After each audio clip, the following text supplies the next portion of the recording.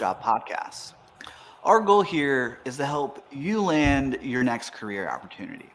We do this by discussing the analytics industry at large, how to build analytics skills, how to connect with others within this industry, and also how to build a personal brand. We specifically focus on how you can develop an analytics portfolio. If you're getting a lot of value out of the podcast, the best thing that you can do to get back to us is leave a like, a comment in the comment section down below, or even share this on social media. Also, don't forget to subscribe and ring the bell if you want notifications. Every once in a while, we'll post the odd Tuesday or Thursday video. And if you've rung the bell, you're not going to miss a single video. Two more things. We've also launched an official Discord server. So this is going to facilitate our community and our conversations. So check the link in the description down below. And we've also launched the Silvertone Analytics Learning Academy. Here you can get step-by-step instructions on how to build your analytics skills and also build your portfolio. All right, so now I've got a personal challenge for you.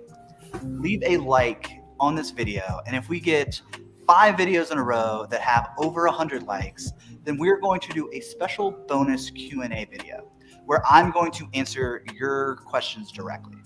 With all that being said, let's jump into the podcast episode. Hello, everyone. Sorry, we're having technical issues here. So I think we started, 3 minutes late? So not too terrible.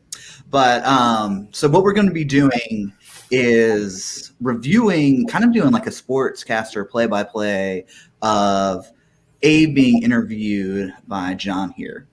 So how are you guys doing today? Doing pretty good. Pretty fired up to be here. Trying not to cringe hearing the sound of my own voice on video, but just excited to be here and kind of share what me and John are doing. Yep, likewise, ready to jump in.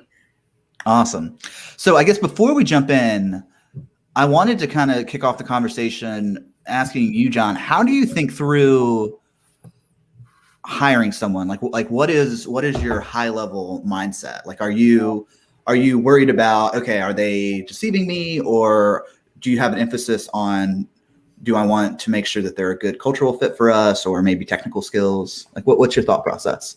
Yeah, I can jump in. One housekeeping item. So I'm going to be sharing my perspectives, not necessarily those of Home Depot's.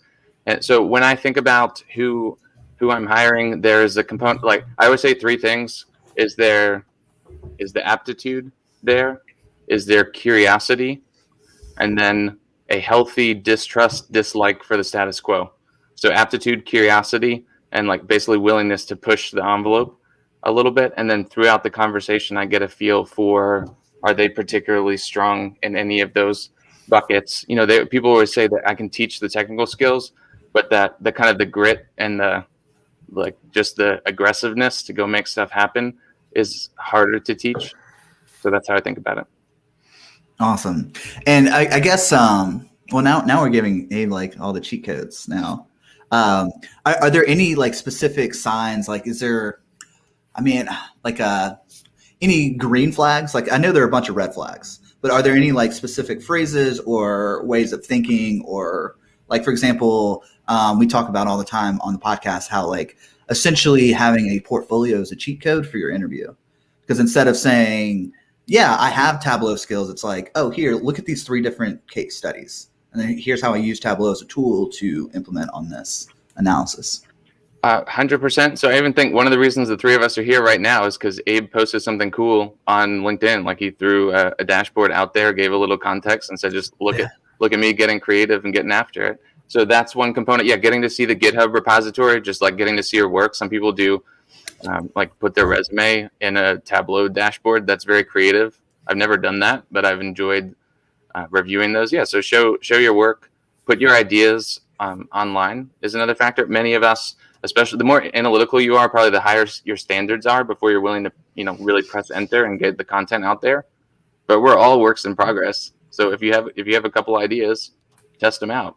Put it out there. And I know there have been times where, as I review someone's LinkedIn profile, what do they like? What do they comment on? Are they trying to get any ideas out there? What are those ideas? So hopefully that helps answer. And I know if you're not careful and you're more on the leadership side on LinkedIn, a lot of people will like say, oh, don't put don't put screenshots of certifications. I'm sort of neutral on that, but I see where they're coming from. Like I want to see your ideas. How do you think about it? And that interests me. So we got Al calling out Abe here on his baby face. Yeah. So is a baby face is that a strong signal for a potential employee or a bad one? No, it's so we're having like our first anniversary wedding party tomorrow and family pictures next week. So the wife said it had to go, and I kind of lost that battle. So yeah, well, congratulations. All right, so let's hop over to the screen share. All right, so this is the very first time we've done this, so I hope this goes smoothly. So John, you reviewed the video that we posted, so I've got these timestamps here. Tell me if you want me to jump to any specific. So like, for example, this first question you asked is, what analytics tools have you used? Do you want to start there, or are there like specific places you want to go to in the conversation?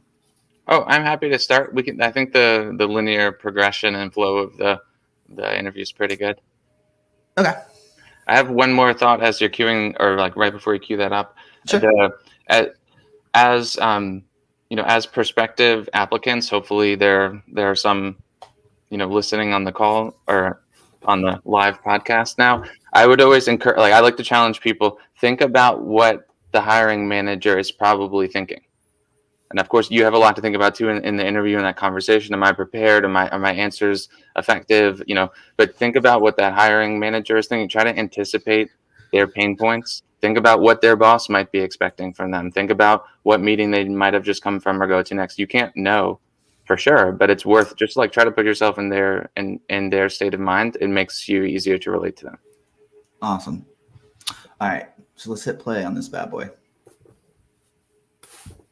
Kind of warm up and to jump into things can you tell me a little bit about some of the analytical tools that you've used, whether in past analytics roles or in any of the courses or work that you've done up in your career up until this point? So give me a feel for some of the analytics tools you've used.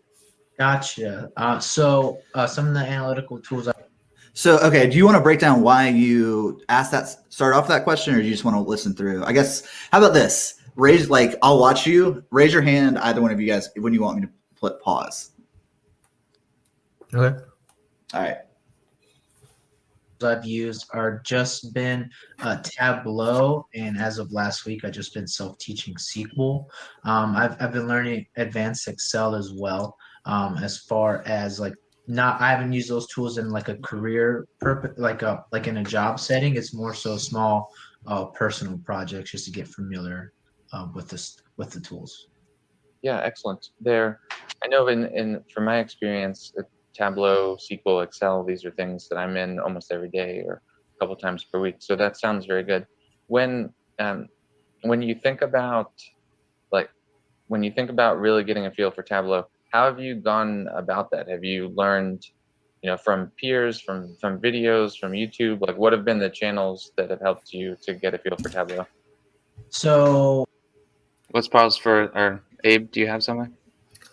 So right there. This was when we shoot this, a month ago or so, John, or a little over that. Yeah. So I've kind of done a lot since then, but kind of looking backwards, how I would rephrase that is kind of get more specific details about exactly what I'm doing, like advanced Excel. I kind of cringe when I heard that, because I heard someone say, "What's advanced Excel?" And I kind of probably should have been more specific with that. But with Tableau and SQL, probably just a little bit detailed exactly what I'm doing. But this is over a month ago, so just kind of looking back, kind of learning now what I need to do when next time someone asks me those questions. Do you have anything to add for that, John?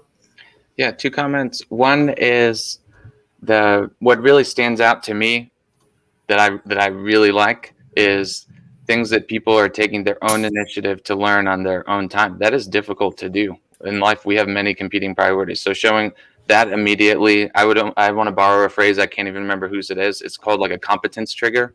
That makes me very comfortable that you're likely to do that in other settings also. So that just the self-starter, almost entrepreneurial thread is impressive and likely scalable. Then I feel like I had one other thought, but I'll let it come back to me. Do you have anything you want to add about that, John? I honestly, No, I think that you did a pretty good job overall. Like I would say that you have very strong soft skills for someone kind of in the analytics space. So yeah, I kind of echo what you're saying. Make it concrete and make it specific. I mean, ideally, you want to tie back it. Although I'm realizing I sometimes use the frame that I use, like the frame of me pitching clients, but I'm charging 175 an hour, so they need to like get a return on investment. So I would tie it back to a dollar amount. So like this project was worth $50,000. But if you're an employee, it's hard. A lot of times you're part of the overhead, you're part of the infrastructure. It's hard to carve out a specific like return on investment on each individual project. One more brief call out is, notice I asked the question, how have you acquired and developed the skills? I really like to see how people describe how they think and learn. That's just a personal thing that's been important to me throughout my career. If I understand how you're going about it, it's like I'm watching videos, I'm working with peers, I'm reading blogs. Just like what are your techniques so you can encode this information and like go apply it in a new situation. That just helps me a lot, and I feel like how it is. You can think you're better at interviewing than you are, but that's just something that I look for that's helped me out so far. So are there good or bad ways of how you go about learning analytics? There are good and bad ways in going about explaining how you learn stuff. Like if you can't explain it, that's concerning, because learning and coding information is complicated. Some of the techniques we do in analytics are complicated. So can you boil it down and make it like concise and interesting? just learn by fire. So I just downloaded Tableau. I had some videos pulled up, and I had like some fellow peers show me some projects and give me some resources to kind of look at, and then I would find data sets about data that I'm interested in, and then just try to mimic the visualizations in the data that I found. So I am in a lot of video. I do watch at least one or two quick Tableau videos every day from the Tableau website, and then any other thing I can watch on YouTube. Or right now, I just completed like the Tableau Data Camp course. So right now I'm going to be probably looking to do like another like intro to Tableau course. So I like to learn a lot by watching the same thing over and over again, and then just drill it in my head. So that's how I kind of just get familiar with the tool. Yeah, for sure. And then when you think about SQL, I know different analytics teams have, different expectations and how much they use SQL. Can you tell me a little bit about what you've started to learn, and maybe like even why do you pick that to focus on next? Sure. So I started learning SQL because a lot of the careers that I'm interested in, business intelligence analyst, business analyst, data analyst, they all have some sort of SQL on there. So as of last week, I just started with the intro to SQL and Data Camp, and I just learned select from the different type of queries, the joins. Not really haven't done any like projects yet with this, just kind of getting an understanding and getting familiar with the interface. It's just very interesting. So I just from my like looking and talking to people, like SQL is a definite skill I need to have, and so just working at that as well day by day. Yeah, that's very good, and I find it impressive that it sounds like you're trying to learn some of these things on your own. That is a very, very good lead indicator of long-term success in analytics from my vantage point. Now, you mentioned Excel. So, of course, the Excel is so nuanced, right? It's existed forever. There's so many things you can do. When you look at some of the data problems or analytics problems you face, what are some of the like components of Excel that you've used? A common example, right there, people talk about VLOOKUPs. So when you think about Excel related to data or preparing data to put in a dashboard or to do something with, what are a few of the common things that you've done in Excel? Yeah. So outside of like finance classes that we'd have to use Excel, I just primarily use it to clean the data to get ready for Tableau. So for example, I would use the trim function to get rid of any extra white space. To for example, for my latest visualization, the product name were all lowercase, so I just used the proper function to make sure everything was all lined up. There's like thousands of rows.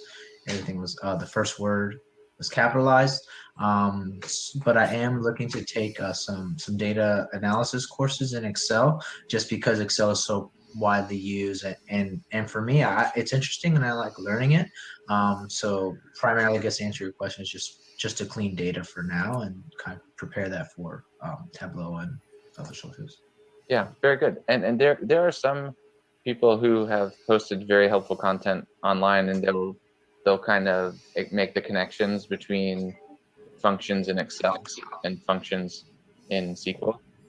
And the ones who are the best at it help you to see that if you've written out, even you mentioned trim. So like in Microsoft T-SQL, I think there's L trim and R trim. I might be confusing it with BigQuery, and there might just be. So how do you think he answered? How well do you know advanced Excel, John? I think a few specific examples are good. What I might immediately want to hear about is like the data analysis tool pack and solver, but that's just the experience that I've had. Yeah, I don't feel like like looking back at it now, I probably could have talked a little bit more about that. But at the time, I wasn't thinking about that. I was just thinking like what I've done in Excel, and I have used the data analysis tool pack, the solver, but not like for my own, just for like school projects and stuff. So I felt like mentioning that probably would have been really good in an interview, just because I had to do it for school and not for like a project where like the stakes are actually really high. Okay, so man, this was like over a year ago. We had Jeannie Von Carver. Jenny, her name is spelled Gini, and it's pronounced Jenny. So Jenny Von Carver, huge LinkedIn author. She does a lot of content on Excel, and one of the things that she said, well, two things. So number one, pivot tables. So I would say pivot tables are the like pre-evolution of Tableau or Power BI. So I love talking about it from an advanced Excel perspective. Like I can highlight a whole table, I can throw in a pivot chart, and then I can essentially build out some very base level interactive visualizations. And then also cross-tabular analysis. So that's essentially what that gets into. So can we connect our sales to our state, our sale inventory to our different product lines? What do you think of that, John? Yes, that's very good. And now I'm gonna, in my head, I'm on the path of the ODBC connections, right? Open database connections, where you can effectively connect Excel to SQL Server or whatever other database platforms that are out there. And that way you can at least press refresh and not need to go manually looking for your data. And then to your point, your pivot table is arranging what you want to show, and then you can actually have something that refreshes each week. And of course, for those who have overinvested in VBA, no offense, but just my own opinions, you can use VBA to automate all of the stuff that I would rather, I'd rather use Tableau or something else that I feel is a little bit more reliable and easy to transfer between team members. We got Deb S chiming in with a sick burn. Is this an example of what not to say in an interview? I have to go to the emergency room now. Sweet burn. Yeah, I was about to say, please get some cold on that. No, I think Abe. Well, actually, I'm just kidding. Abe, you did a great job on this. But Deb, to answer your question, it's more about how we can improve, kind of getting at the subtext. I mean, I have never seen any content like this where you have the interviewer, someone who is hiring as potential candidate, and then you have like a conversation about the conversation. I don't know, maybe I'm just like a super nerd and it's overly specific, but. Well, yeah, we'll let time tell. I think this is valuable, and I think maybe that person was just having a playful joke with us to keep it lighthearted. I hope so. I hope so. I think like Abe's answers speak for themselves. Maybe that particular friend who commented is more sophisticated in Excel than any of us are, and knows stuff we don't even know to mention here. Right. So, I mean, I guess the context of this conversation is, well, you get to see an interview. I think one of the biggest things I was nervous about coming out of my MBA program was that I mean, I had gone on internship interviews, but those are different. There's a lot lower stakes. So number one, you get to see what the interviews are like. And I think that now, because of COVID, things are increasingly going remote. So this is something that you're probably going to experience if you want to get an analytics job. And now we're having a conversation about, okay, now that you've seen it, let's see if we can optimize around this. Okay, so it looks like we got someone coming in. Selena, I'm glad that you're enjoying this. So let's continue on. Trim, but once you get the concept of like, I'm taking a function and I'm applying it to a column to try to transform in some way, it's very, very portable, and it becomes like exponentially less intimidating the more you do. Yeah, it's very interesting. So like in Excel, you can use the data modeler, where you can kind of get the ERD, so it gets your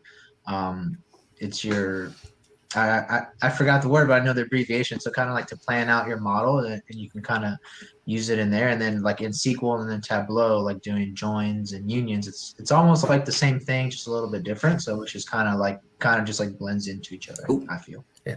Yes. So kind of like from like I guess this is like just for the hiring managers, whoever's in the chat. So like, kind of like when I did there, like I kind of wanted to like have just like a conversation, kind of like, so it doesn't have to be like an awkward interview, like when I'm asking you questions and you answer. So like from like, if any other hiring managers out there, like if you have a candidate that's like the conversation just flowing good, like how high would you rate that? And like, yeah, I want this person on my team, or whatever. John, what would you say? Oh, so Here, let me. I have a good answer. Like, I can Okay. make it quick, right? I definitely. I'm just gathering 2 or 3 different thoughts. So it's yes, like if we work together, we're spending a lot of our lives together. So we want to make sure that it's pleasant to try to work together and solve problems together. Then the other piece is just thinking about, okay, what if I go on vacation? How effectively can you advocate for and represent the team's work while I'm not here? That's an important thread. And shout out to all my friends and leaders who know that they've been helping me think through this more. So just think about, in the interview process, yeah, you want to make a strong connection and show that you're not so bad to spend a couple hours a day with. That's very important. Right.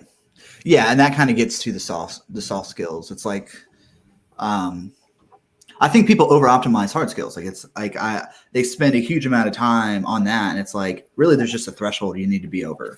But then it's like how well that's an interesting point that you bring up of how well will you represent us as an organization. I haven't really thought too much about that, but it is a risk that a company takes on by hiring somebody.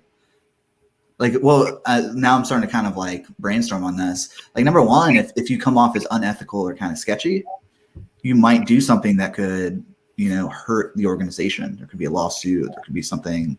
But then also, too, if you just look unprofessional, that kind of brings me to the point of somebody in the comments in the video was, Abe, you need to dress better.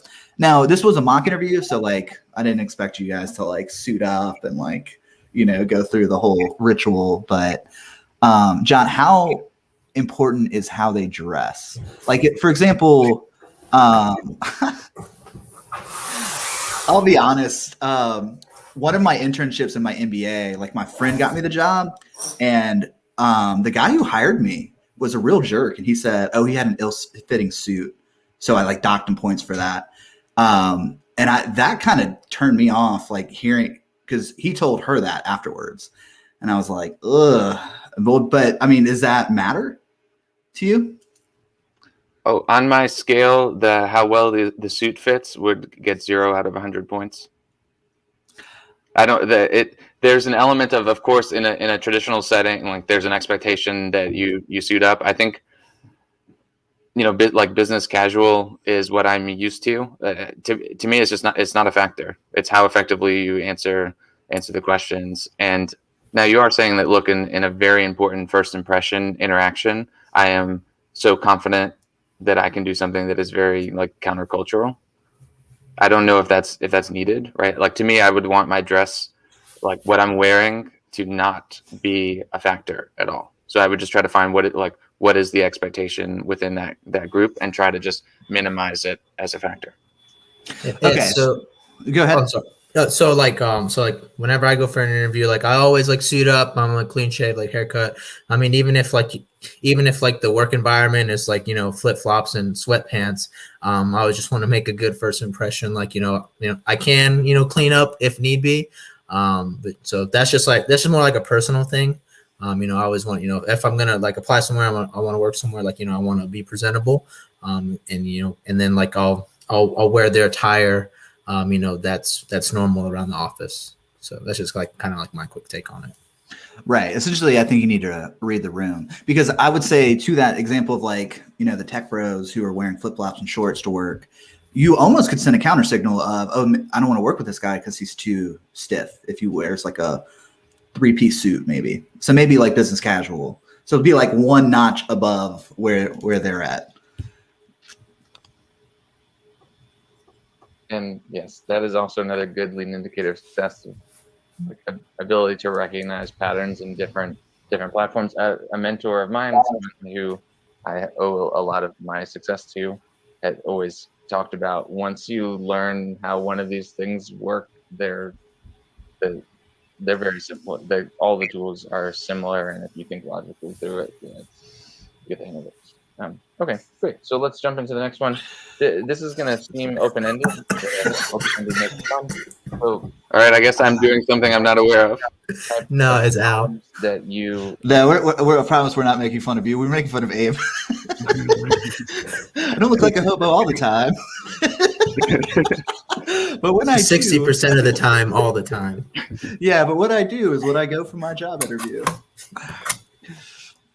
You enjoy, and this doesn't have to be in a work setting or in like a previous school or course setting, but what types of problems do you enjoy tackling and why? I'd say there's a specific type of problem. If there's an issue or if there's something that can be done better, I really like to understand the why is it done this way, how long has it been done this way, what's the cause and effects if we change one variable, what's this going to do long term. So I guess like to answer that better, I guess I just like solving problems where I have like free reign to figure out the issue. So for example, when I was in the military, we have something go off like, the commander's intent. So this is a commanding officer's intention. This is his end game, and then just starting at the end game and then working backwards. So whatever the problem is, as long as like I know like, okay, this is where we want to end up, or this is where ideally we want to end up. Now, how do I work backwards from there? And then just kind of just figuring it out. Oh, I like the sound of that. That is. Okay. So can someone tell me how to talk about your analytics projects in an interview? So I feel like we should pause here, since, what is it? The question you just asked, John, is what kind of problems do you enjoy solving? So let's kind of like combine that topic with how to talk about your analytics projects in an interview. So what are your thoughts on that? Actually, Abe, do you have any projects you can talk about? Yeah. So so there's one. It's one of my real estate ones I just posted a couple weeks ago. The real estate investor that I'm working with, he liked my vids that I outputted so far, but he was like, "Can you put in the percentage of individuals that were in that income bracket? So the however many individuals are in that county that earned $100,000." So I haven't started looking for the data yet, but what I will do is I'll find population data from the census or from the state of Florida, and I'll figure out a way to how to mix that into my previous visualization and kind of add it from there. And then another one I'm working on is my buddy. He's the director of a veteran resource center at my school, and he was like, "Hey, can you visualize my my GI Bill data for my veterans for the past couple of years?" And I was like, "Sure, I'll do that, no problem." It was all in Excel. He had like some some bar charts in there and some different circle graphs. So I'm still in the cleaning stages for that. But going forth in an interview, depending on how the question is worded, I'll talk about it from there and kind of just explain where I'm at, what I've done, and then what's my next steps with the project so far. Just kind of depending on what the interviewer asks me. Hope that kind of makes sense and just babble on there. Well, I guess so. I'm playing director role here right now. Yeah. So, John, I guess critique what like the projects that Abe just laid out. I do think I guess out of 10, how well did he explain those two projects? Oh, I'm a little bit hesitant to do the 1 to 10. I will sneak in a commercial. So when I think about explaining projects, there are three things: the problem, like did you clearly define the problem? What's the impact? And then what's the business value? So problem, impact, and business value. So the problem here might be like real estate entrepreneur is recognize that the business is stagnant or is looking for a new operating model in the climate of in the COVID environment, trying to figure out the best way to maintain or grow share in his or her business, right? That's not a great problem statement. Or the user story is like, as a real estate agent, I am looking for opportunities to maintain and grow my business while we have to do more stuff in like online than in person, right? Just the new model. And then I would go the impact, so the impact is probably to that individual team member, or if he or she has a team or has some like junior real estate analysts. And then the business value, I think in real estate, it's just how many transactions are you doing, an average transaction size. Then when you're talking about like when there's what I would consider a tactic, right, of let's show the average household income or household age or whatever other demographic factors that might be available on the internet or through census or something. The question is, there are many data points. Which ones are you trying to use, and what are you trying to do with them? So this is where I become a little bit of like an analytics snob around.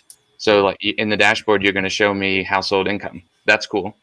And I recently heard someone say, and then you ask about the 5 whys. I'll ask about like, so what? Okay, so you're showing me household income. So what?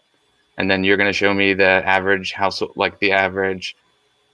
How many people are in the household, or when were the houses built, or how many new housing starts? So what? And of course, the so what is, look, we're trying to find the opportunities of where we can help increase the transactions and find new customers.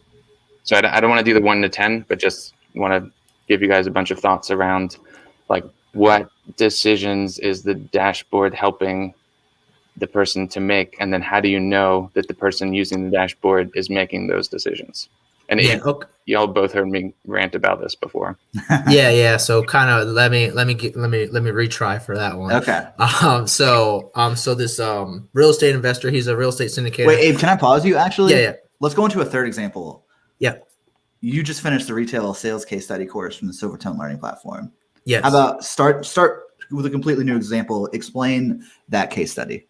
Okay, so that case study is figuring out sales data from different regions and figuring out the variance of sales value from year to year. So for example, one of the states, it's a lot bigger in Washington. We had more sales, and there was a bigger increase of variance from last year. So I think sales in Washington were up 33%, which is unusual for that area. So that's a cause for investigation. Why are we doing so well in that area? What do we do? So kind of that's just what I've got from that case study. It's like looking at kind of just sales in general, and then figuring out why, or why are we doing better in some areas that we're not expecting, and why are we doing worse in areas that we were doing good? And then inventory levels, how much we need to order to kind of meet the sales expectations. Actually, John, you were very familiar with this kind of use case. So Abe, in the first introductory chapter, there's this one lecture called The Game of Retail Sales Analysis. Mm-hmm. So at a high level, how I would explain this, and this is actually a project that I pitch clients, is, okay, we're studying retail sales data. So it's essentially a game of, we need to understand our sales figures so that we can do the minimum effective dose of stocking our shelves. So that is the game, that is the kernel, and then all of the rest of the analysis, like you looked at year over year. That's a good type of analysis. I would say that's secondary to is our inventory following our sales. So because like the idea is that if you understock, you're going to have stockouts. So those are missed opportunities of sales. But if you say I'm going to put 100,000 of extra dollars worth of inventory on the shelves, that's money that's tied up that's not being allocated to something that's giving you a return. John, I kind of want to hear your thoughts on that. Like kind of break down the different approaches of how we explain that same case study. Sure, I'll give it a try. And if we're talking inventory and as it relates to sales, we have to bring up the book The Goal by Ellie Goldratt and all of his other books. If you haven't read The Goal yet, most people say, "Oh, I read that in school a couple of years ago." I highly recommend reading it again. So when I'm looking at inventory, I think I'm just going to focus on some of the business problems. So how much more inventory should I carry, and will I get enough sales for it to be worth my while? Similarly, if I'm trying to take cost out, if I reduce inventory, can I have some kind of supply chain design where I can replenish more quickly enough and react to sales so I don't miss anything? Then we could get overwhelming really quickly. There's a lot of stuff that people talk about online. I guess I'm not going to name all of the acronyms, but there are all these different strategies for how to replenish product and how quickly you should react. But I think to try to answer the question, I would want the dashboard I envision would be calling out things like, here's a holiday, or here's an outlier sales, or here's an outlier in terms of the inventory position, and this is the effect that we estimate that it has, right? So if you run out of product and you were forecasting that you're going to sell $10,000 per week and you're out of product, you just lost estimated sales loss of $10,000. So then going back to what John David was asking about earlier, how do you connect your work to some kind of dollar impact? That's a really good way to do that. Like when our stock was low, here's what we estimate, like the size of the prize of what we missed. And then here's something crazy that happened. We accidentally over-ordered, and we found that sales were 8% up year over year instead of the 5% we were expecting. We can't attribute it to anything else except the higher inventory position. And then, of course, we don't know for sure, so we recommend let's do that again and see if it rings the cash register again. Yeah. And what do you think about calling out your wins? Because I use previous client wins to sell new clients. So, for example, within this retail space, I found one client who was selling a very seasonal product. So it was related to boats, and they had their inventory stocked flat throughout the whole year. We found out that we could free up $350,000 worth of inventory holding costs. They could then reinvest back in their business. So those are kind of it's hard to do that if you're entry level, but once you start getting some experience under your belt, if you can put it in dollars and cents, that's really where you start to get people's attention, I think, in an interview. Yeah, and that's something that I'm as I'm still learning, I need to because I can I think I communicate pretty okay, but learning all right, I made this dashboard, but so what? Now it's trying to explain it better, and that's that's what's good about this and the podcast weekly is listening to people all right, this is how you better explain the output, because all right, who cares if you made a nice visualization, but what's the value going to bring? So that's something I still need to work on. So Matt Bratton chimed in. The goal is excellent and timeless. What is the goal? I have not. I'm a business an MBA, but I haven't heard of the goal. What is that? Oh, I don't know. You just said that online live for people to hear. I don't know if I would be willing to say, but we'll leave a teaser. So, and I'm actively practicing two things right now in life. One being more concise. Obviously, it's a struggle. If you watch, you can see. And then two, plant a hook. So we believe that we've planted the hook by mentioning that the Goldratt's book, The Goal, is one of the most compelling business books. But of course, I won't completely leave you hanging.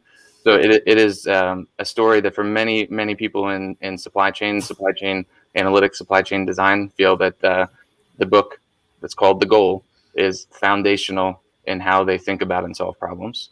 So and I think that it gives you a practical guide that if you think along the lines of Goldratt's methodology in the book, you can solve any problem in any setting. It's sort of like the scientific method applied to it's a scientific method of supply chain and problem solving thinking. That's what I Okay, that would make sense. So I am much more sales and marketing focused, so that might be why I have missed out on that little gem. But all right, let's get back. We went down like 3 different little rabbit holes. Let's get back to the. No, this is fun. This is how I teach my college classes. Actually, like we'll pull something up and then like go down rabbit holes, and it's much more interactive than like, all right, we're going to go through these points on the board. Point 1, point 2, point 3. It's like this is, and it's funny because people think that a lot of this is planned. It's just like happenstance and like. Yes. One more supporting comment, and Okay. with us having around 20 minutes left, for anyone who's watching who wants to keep asking questions, like bring it. The Q&A part is the best part, and yeah. So just we appreciate the questions so far. If you want to ask more questions, bring it. Awesome. All right, let's jump back in. Because what can happen sometimes, so we'll go on a small tangent here that I think would be valuable. What can happen in analytics? Yeah, let's jump to the next question. You can 'Cause think I totally forgot where we left off with that first one. So let's just get a clean break. any specific examples, scenarios, recent problems where you've started aiming at one thing, and as you looked at it, you unearthed potential other opportunities.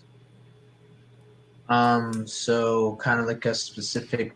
Can you like rephrase the question? Sorry. Sure. Yeah, that's basically like what you described with like the commander's intent. Mhm. Have you worked on anything the last few months, last few years, where you were originally looking in one problem, like, oh, I think the data is missing on this one column, for example. But then as you looked at it further, you realized that there were different other problems. I see. Yes. So I actually just helped this company I'm doing freelance business analyst work for. I helped them build a pitch deck in Tableau with their slides of different numbers. So like their sales data, their EBITDA, and all that stuff.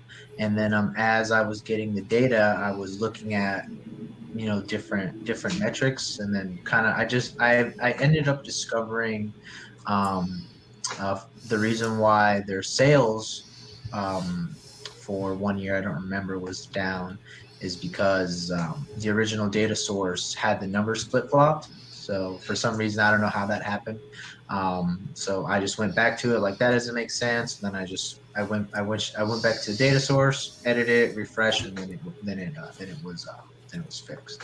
So kind of like not like a business insight, just more like a functional insight. Like, why is this like this? Let me start where I got it from, and then kind of manipulate it from there. Yes, that is very good. 2 really good things. Abe asked a clarifying question when I had a complete false start in asking a question. That's good. That suggests confidence, and that's very important. In a work setting, we don't always know exactly what to ask. So the clarification piece, I thought was very good. Abe, were you going to say something? I thought you hold up 2 fingers. Yeah, I did. But I realized I don't want to hog the mic here. I'm more interested in what you're going to say. No, I don't really have nothing to add. Do you have anything to add that John David? Like he kind of asked like what was I trying to fix, or what? Wait, like with the clarifying question? Or with the question that he asked before, kind of where have you find like stuff where like a problem that led to finding another problem that was like that's not a problem, that's like a symptom. Right. I think that kind of hints at lateral thinking. I don't think that's a skill set that's not often talked about, but like you realize that your initial assumption's wrong, and instead of seeing that as a failure, you see that as feedback, and you can take that and then make an even more informed decision. I mean, it's kind of how I am now running Silvertone. It's like we're doing a series of launches and basically letting the market decide kind of the direction that we go in. I mean, to a point. I had this conversation off air with someone about like, we're not going to go as far as like, oh, AMC stock's up, let's make analytics content on. I'm not going to chase the trends like that much, but kind of within this foundation we have of how to get an analytics job, we're constantly trying out like new videos, new titles, new topics, and then seeing, okay, this is where the demand is. And it's a lot of times it's not where I thought it would be. So I guess it shows resiliency. John, what's your thought process in asking that question? Oh, so I just realized my second point. I feel like I'm 2 minutes behind, even though there's no video lag. But can you ask that question again? What is the underlying thought process of asking about how you got pivot it. the project? So it's the whole thing of, do you just follow the instructions or do you apply critical thinking every step of the way through? If you ask me, does my car need an oil change? And I look at my car and see that the back two wheels are going to fall off, and then I don't say anything because you only ask about the oil change, like that would be very disturbing, right? So it's, Abe mentioned he started down a path, found something else, addressed that first. I think that's very good. And then to go John David, to your question around kind of pivoting or like adapting to the demand, you can often start heading down one path and you just find something different. And the question is that ability to change directions quickly. Can you find a way to have that make you stronger, make your team stronger, make your business stronger, rather than like, oh, I narrowly defined success and I didn't achieve it. Like, no, you have to be able to react. And another book reference, of course, because that's what I do, is going to be Nassim Taleb's book Anti-Fragile. I think that's even come up before on the podcast. Yeah, I was about to say, is that no? I'm thinking of I watched Joe Rogan's podcast where he interviewed Naval Ravikant, and the topic that's coming up to mind for this is founder's mentality. But I know that Naval Ravikant recommends Nassim Taleb quite a bit, like skin in the game. I guess founder's mentality and skin in the game is very similar. Got it. Yeah, I haven't read those, but it makes sense. And it's the word that often gets thrown around in a work setting, right? Of taking ownership, taking responsibility. I'm gonna try to see it through, and I'm gonna try. I always say try to find the problem underneath the problem. I'm sure lots of people say that. Just that you might start aiming at one thing and find a couple other things need to happen first.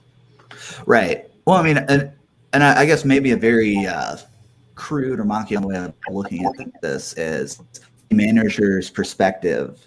Are you going to be a net asset or a net burden? Because if you're just an order taker, you're not really proactively solving problems. In fact, you may be creating additional problems.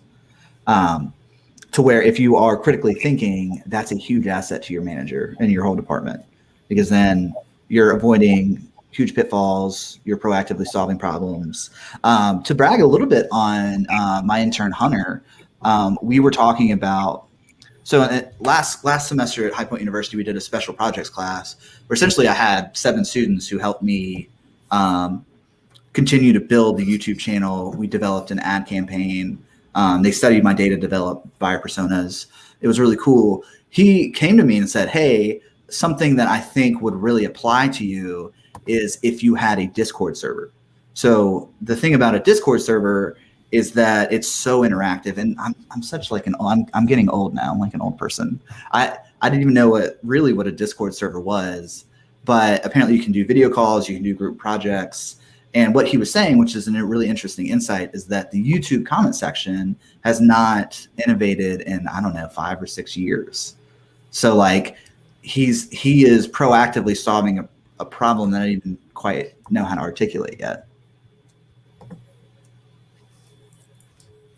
All right, so let's hop back over to the video here.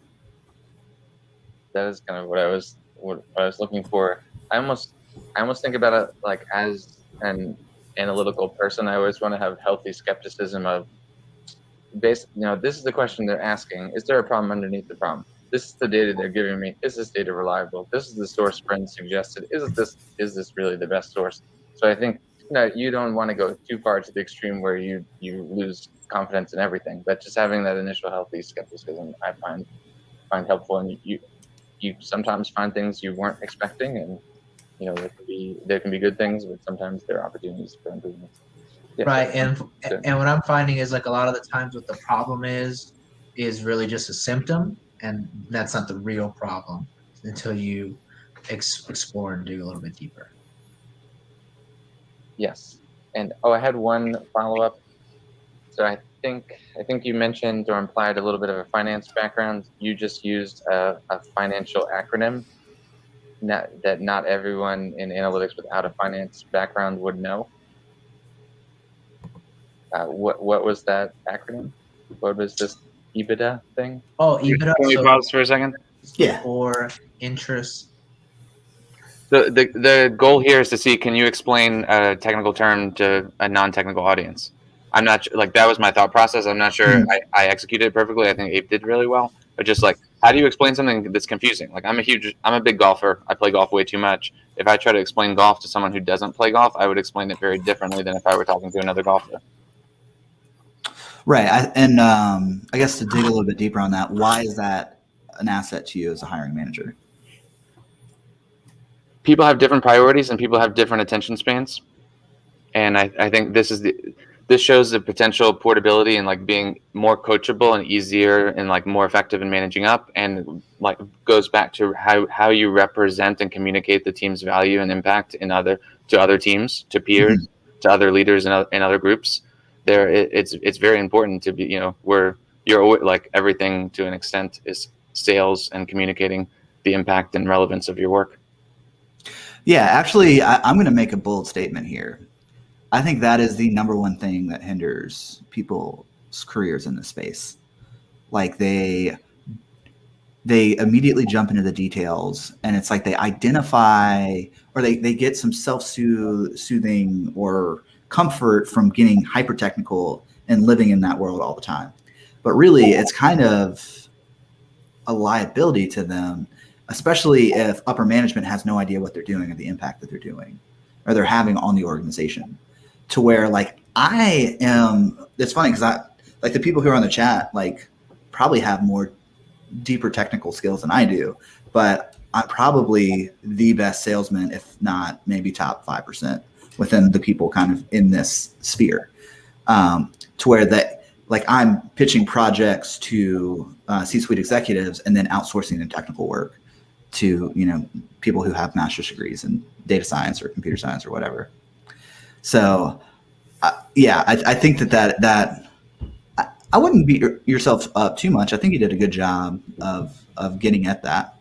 So yeah, I think it's also important too to like kind of just like know who your audience is. Like if you're talking to a bunch of other finance people, like you can get super nerdy and technical, but like if someone kind of like ask the question like John did, like what's EBITDA, then you kind of just like explain to them, and like just explain to them in the way where it's like simple, where like like a kid can understand it. That's just like the best way I think about it, because excuse me, like for me, like if I try to explain something like super technical and super smart, like I'm just gonna sound like an idiot. So I just rather like explain it like like keep it simple enough where someone can understand that has like no idea. So two things: know your audience and know your lane. Yeah. Know your audience, know your lane. All right, so we got Matt Bratton chiming in. So analysts serve the business, and you're not going to be interacting with stakeholders with a level of technical acumen where you can or even should speak to them like another analyst. And then this goes on to another. So his claim is that nothing makes an executive more suspicious than someone who can't explain their work beyond the weeds. John, what are your thoughts on that statement? Yeah, strongly agree. I've seen it live in a few different settings. It's worse than neutral. I like that Matt's comment of executives become suspicious is something that I hope sinks in with this entire audience who's watching now and watching later. Right. I guess we could sum up this entire thing of don't be sketchy. Don't look like a hobo, and don't be a super technical hobo in the interview process. Don't wear Michigan gear to an event that's going to be live. Taxes, depreciation, and amortization.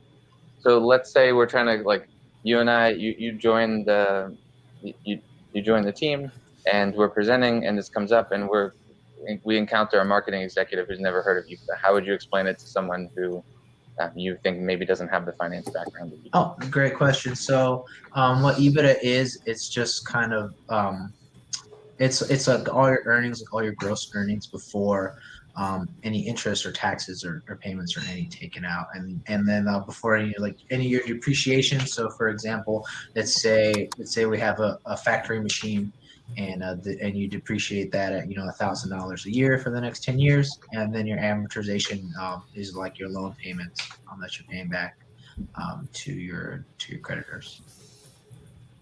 Got it. Yeah. How well did he do breaking down a pretty complex thing into a simple statement? I think it's good to be able to come up with a dynamic example on the fly. I'm getting a little bit of feedback. I hope it's not my internet. Then the only other thing I might do, I would say EBITDA is a way to measure your business over time, and this is how much you do it. Like, or EBITDA is a proven financial measurement, and you can simply measure your business over time. And then see if they ask any clarifying questions. You can even see if you're willing to do it here. If you want to answer as little as possible, wait and see if they ask. All right, let's keep chugging along. That's cool. And then in a lot of corporate settings I've been in, there are so many acronyms. People can it almost feels like you get style points for how many acronyms you can stack in the same sentence. It's just like the military. There's a lot of acronyms too. Yes. All right. So next, I want to switch it up a little bit, and let's look at, in a corporate setting on analytics teams, sometimes you have solo projects, sometimes they're cross-functional efforts where maybe other teams are waiting for us to do something, we're waiting for them, competing priorities, all that stuff. So can you tell me a little bit about a group project or two that or even just where you've worked with a few peers to try to get something done? And right. So group projects, mostly since I'm not in an analytical role yet, I'm not too familiar like how group projects work. But actually, in my last business analytics class, just figuring out who wants to take lead, who wants to submit the paper or the PowerPoint, who wants to speak for someone who isn't there, what sections do we want to divvy up. So kind of just like figuring out there, like what's everyone's timeline, do we want to meet up and discuss something, and then just kind of working it from there, and then just taking the initiative, like, all right, the four of us are going to meet at this time, let me get a Zoom link out, get it scheduled, and then just like friendly remind someone like, hey, we're meeting at Zoom this time to discuss this, and just kind of take the plan from there. And then in some of those projects, were there ever scheduling challenges, or did you ever notice that, like a couple things, were there scheduling challenges? Did you notice that certain people were better at certain tasks than others? So did you ever reshuffle the work based on, this person seems particularly good at this thing? Or like, what were some of the things that didn't work in the group project? And then what did you or some of your teammates do about it? Gotcha. So scheduling, I think we're able to get that ahead of time, like knock everything out ahead. Like we're all available at whatever time and day, so we'll kind of just take it from there. About switching roles, we didn't really switch much of roles, and the reason why is because if someone's not strong in a certain area, I just feel like let's build that up. This is a school project. This isn't like this isn't the real world where the stakes are actually very high. So kind of just working, like, for example, one of my teammates or one of my group mates kind of like struggled with the analytical part, and they wanted to do it. So I did the second half of it. So I just kind of talked them through the process. All right, this is how I did my half of the analysis. If you look at yours this way, maybe you can come up, with what you're trying to say, and then just Okay. So do you have a hard stop at an hour, John? I think I can flex 15 minutes. Okay. So I wanted to talk briefly about what are you trying to get at when you ask this question? Tell me about a time you worked on a group project. I have thoughts, but I'm kind of curious about your process or what you're thinking. In the work settings, when there are multiple analysts in my team or when we're partnering with other teams, I basically just want to see how do you work with other people, and how do you think about their strengths, right? When you're actively looking for, this person's particularly good at the Tableau is, so I'm going to have them do it while this other person's going to do the data flow. The other person's going to kind of serve as the de facto PM for the team. We're just like, are you thinking about like kind of swim lanes and where people are strong, or are you intentionally going to try to set them up for stretch goals since it's a school project? Right. So, I mean, it's essentially my assumption was that you just want to make sure that the person's not like socially feral, that they can get along with other people. All right. So we have, what skills are you going to learn next? What educational content has affected your thought process? This is a pretty interesting question. How would you explain analytics to someone from 100 years ago? And then do you have any questions for me? So it sounds like we've got time for one, maybe two more. Do you want to jump to a specific topic, John? I like how to explain analytics. Okay. So we'll probably have to close out on this one. Matt Braden likes the socially feral comment. Okay. Philosophical, but it doesn't need to be. So I don't know the best way to frame this up, but this is just fun to see how people think about stuff. So imagine if you were describing analytics in its current form, or your current understanding of it, to someone, say, 50, 70 years ago, before computers were widespread. How would you describe to them what analytics is? Like, and it makes me think of the Charles Barkley quote, where Charles Barkley's like, analytics is just something people who like books made up that doesn't actually do anything. So like, how would you win over Charles Barkley or explain to someone 70 years ago what all these jobs and dashboards and SQL and what is all of this? Okay. So I actually never heard that Charles Barkley quote. So just because I know him or know of him, I would say, I'd be all right, Charles. Let's look at your basketball data, or when you were playing basketball, right? By just looking at your data, what can you come up with? And I'm sure he'll say a non-analytical answer, or it might surprise me. I don't know. So then I will go for, okay, so what if we can look at ways like where in your playing years, if we looked at your data, we did some analysis, we could see where you could have improved. Maybe you could have won a couple more MVP trophies, maybe made it to the finals more often. Wouldn't that be worth exploring? And he would say, of course it would be, right? So the whole purpose and what analytics is looking at kind of like the current state, or the prior state of results, and seeing why they happened the way they did. So kind of taking like a descriptive approach to it, and then kind of taking that like lag information and then turn it into lead information, which is information that we can take advantage of and leverage for in the future. All right, I'm going to cut it off there just so we can have a conversation about this on it to that question. I think he did well thinking on his feet, which is not difficult to do, especially when it's being recorded and you might be discussing it in the future. So it is difficult to do. Yeah, and also I want to emphasize that for those who have hosted lots and lots of interviews, you have to have that discernment to know do you need the person to have that skill to be effective in that role? Because in these short interview settings, you can overestimate that person because you think they're so good at thinking on their feet, but that doesn't necessarily transfer into the other areas. Like, they could have both, but I don't think you need to have that skill of thinking quickly on your feet to be effective in an senior analyst role. I kind of took put on like my old recruiter hat again, and I was like, all right, if I'm trying to sell someone like what the power analytics is, like figure out their why, like why they think it doesn't work, and show them like, all right, this is what analysts can, what analytics is going to do for you, right? So kind of show them like the benefit, the feature, and then tie in the benefit, and then kind of just like close on and be like, this is how exactly analytics can help, or would have helped you, or can help you going forward. Awesome.